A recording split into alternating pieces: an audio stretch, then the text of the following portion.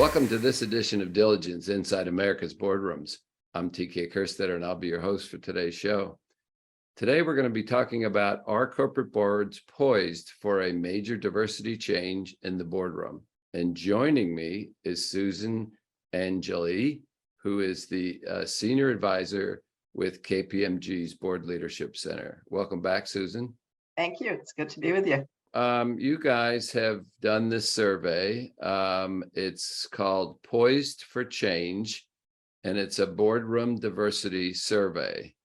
So before I get into my specific questions, can you tell us a little bit about the makeup of the survey? Sure, absolutely.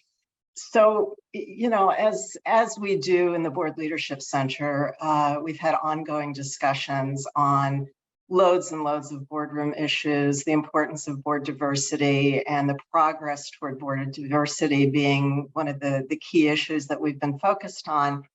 And, of course, we've had discussions internally with the director community, also with our colleagues in our board leadership centers all around the world.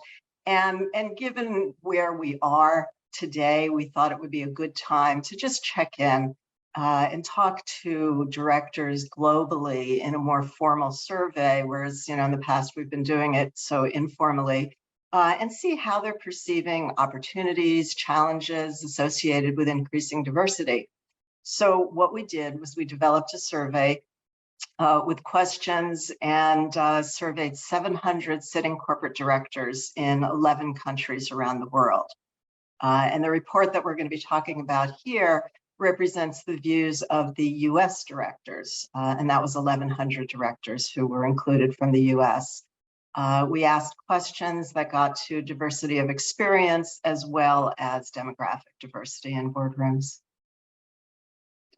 So let's, as you said, it's global, but we're going to sort of give a focus to the US. And what first caught my eye about the US results was related to the question, what types of diversity would most help to your long-term strategy that is currently lacking?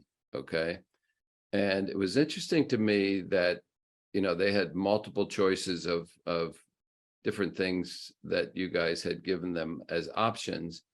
And it was interesting that race and ethnicity was mentioned most in the US, followed by technology/digital strategy. No other country segment was close to the US as far as its responses to race, but almost all the countries surveyed placed high value on the technology digital strategy. If I had to guess,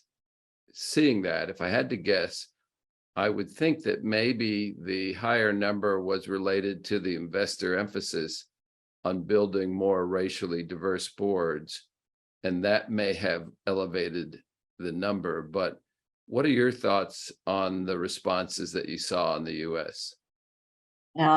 Thanks for the question. And so let me take race and ethnicity first, and then I'll touch briefly on digital afterwards. Look, there's no doubt that there's a recognition of the importance of racial and ethnic diversity. And, as you said, the US ranked very high. We asked, did people already have diversity on their boards was one question. And were they lacking it but actively recruiting was another question. As you pointed out, the lacking and actively recruiting was quite high, as was the already have it. And between the two of those collectively, we found in the US, out of those responses, 2/3, felt it was important because either they already have it or they were looking for it. So as you mentioned, clearly investor pressure has played a large role, but there's so much more than that as well.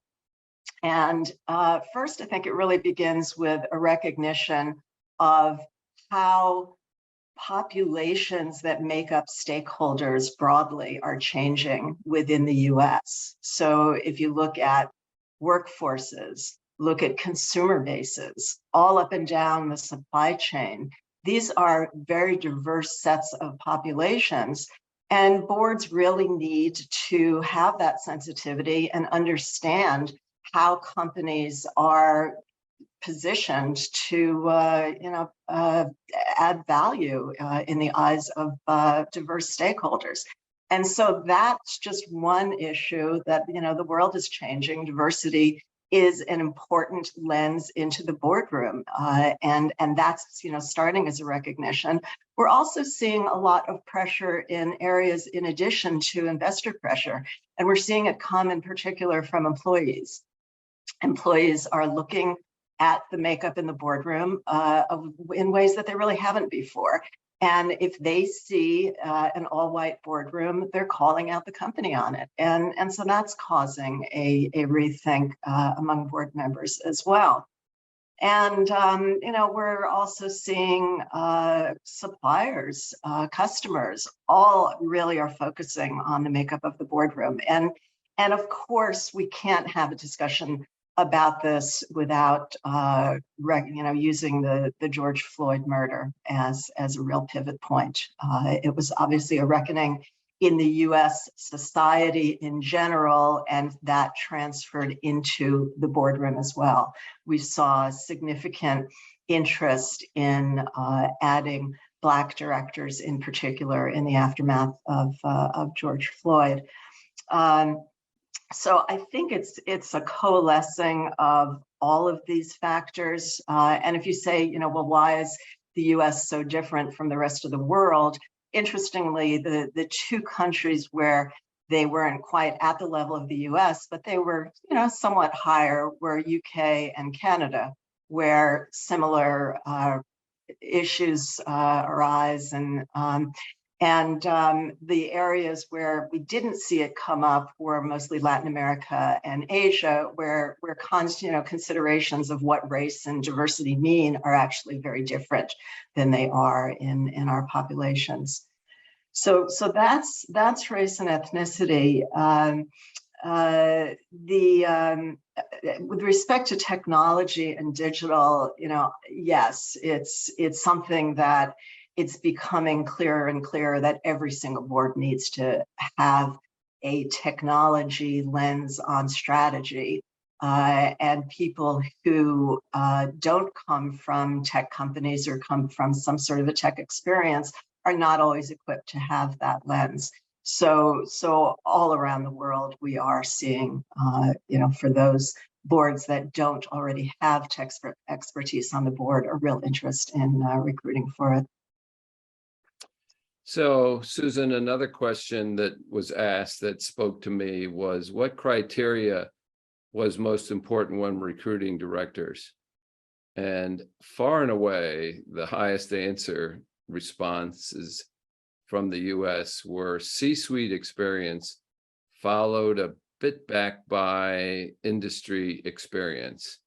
I wasn't surprised by industry experience, but I guess I was a little surprised for the high numbers of C-suite, and only because one of the options was CEO experience.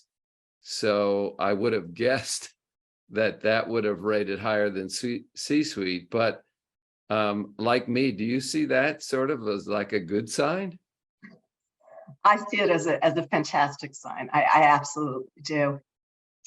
Because we know that the using CEO as a criteria for joining a board has been a real issue in terms of diversifying boards. And how many times have we said and heard others say it's important to have CEO experience on the board, but you don't need 10 sitting or former CEOs. It doesn't have to be in every board seat. So I think it does. It reflects a change in the business environment and the expectations on the board. And again, if we think about how things have changed, so some of the topics that are really critical for boards to use as a lens for strategy, we talked about technology. ESG is another one, talent, culture, having an HR background, all of these things are important. And at the same time, we're seeing a change in the business world where people that come from these specialties are expected to be true business generalists and strategists. And so on the one hand, the issues are important. On the other hand, the pipeline is there. And so, yes, we are definitely seeing that. And it means that there's a lot more opportunities for, diversity of thought and also diversity of demographics. Now, the other key in building diverse boards is making sure that you have diversity in senior leadership roles so that they can be that C-suite pipeline to the boardroom. And just, it's interesting as a reflection of that, I'm on the board of the 30% Coalition, which has always been advocates for board diversity, starting out as gender, moving to add race and ethnicity as that wider lens of board diversity. And, just fairly recently, the organization again broadened its mission for diversity in senior leadership, in recognition that those C-suite roles and the senior roles are very much a pipeline to the boardroom. Yeah, I sort of get the feeling over these last couple of years that we've done a better job in the boardroom than we have in the C-suite. But that's certainly true in a lot of cases. Yeah, and the C-suite to me is more critical because that's sort of the feeding ground to the board. So hopefully we'll do better. So Susan, we've got about a minute left, but I wanted to first see if there was anything significant in the survey data that sort of you felt was impactful. Just one thing very quickly is that we asked people, what would your board look like if you could rebuild it to meet the needs of the company today and in the future? And about half people said that it would look at least mildly different than it does today. So again, poised for change indeed. Yeah, well, it's unfortunate because we don't see that much turnover from board evaluations, which is a whole new topic that we could spend multiple shows on, but that's interesting and not surprising actually, from what we've seen. So we have only scratched the surface on the good amount of data that's in this survey results. So where can people get a copy of the full results? Yeah, sure. So it's on our website, which is kpmg.com/US/BLC. Well, Susan, again, you guys always do a good job of sort of digging deep on these topics and finding out the views of people around the globe. I appreciate you taking the time to join us on the show today. And I'd also hope that we could, at some point in time, get a chance to talk about the Europe data as well. So thanks for taking the time to join us. Absolutely. It's been a pleasure. And that will conclude this edition of Diligence Inside America's Boardrooms. We hope you enjoyed the show. We'll be back again next week when we take another look at a critical topic that'll help you be a better board member or committee member. So we'll see you then.